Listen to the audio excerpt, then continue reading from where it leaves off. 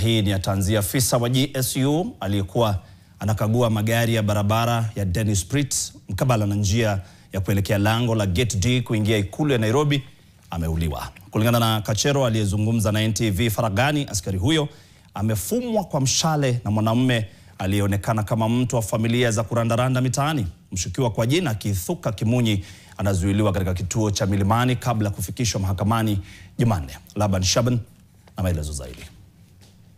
Mshukiwa wa mauaji ametambuliwa kwa jina Kithuka Kimunyi, mwanaume mwenye umri wa miaka 55, na kulingana na majasusi ambao tulizungumza nao siku hii, wametuarifu kwamba mshukiwa huyo alikuwa ametoka upande wa jiji la Nairobi na alikuwa anapita katika barabara ya Dennis Pritt akibeba gunia katika mita kama 50 hivi, na maafisa wa polisi ambao walikuwa nakagua magari katika barabara ya Dennis Pritt kuelekea katika lango moja katika ikulu hapa jijini Nairobi, alichomoa uta na akachomoa mshale na kufyatua kwa mmoja wa maafisa hao wa GSU na akafa.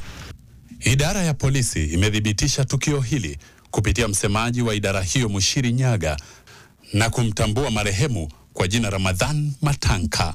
Mushiri ametuma rambirambi kwa jamaa, ndugu na marafiki wa marehemu. Babake ambaye anatambulika kwa jina Hassan Dabi Matianka anaonekana kachanganyikiwa, akishindwa kuelewa ni nini hasa kimejiri. Marehemu ndiye mtoto wa pekee wa familia hiyo na kuwa ni hasara ambayo imeunda ombwe kubwa sana katika maisha yao. Kijana ambaye amekuwa tegemeo kubwa kwa familia. Afisa wa GSU ambaye amefariki ni muumini wa Kiislamu, na kama ilivyo kaida na desturi ya waumini wa Kiislamu ni kwamba wakifa wazikwe kabla ya jua kutua. Lakini polisi wanasema lazima uchunguzi ufanywe wa maiti kubaini pengine mshale ambao ulitumiwa una sumu ama vitu vingine kuweza kujua chanzo cha kifo chake.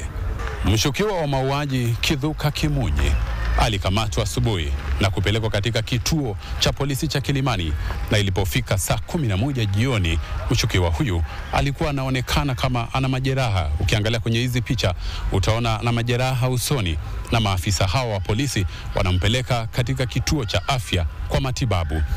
Kwa saa kadhaa ambazo mshukiwa amekaa katika kituo cha polisi cha Kilimani, Makachero wanatuambia kwamba wamezungumza naye kumhoji ni kwa nini alitaka afisa huyo wa GSU afariki na ni nani alimtuma.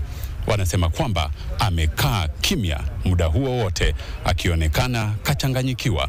Ni tukio la kawaida kulingana na maafisa hawa kwamba anapotekeleza mauaji mtu yeyote anakuwa katika hali hiyo ya kuchanganyikiwa, lakini muda ukipita mambo yatabainika.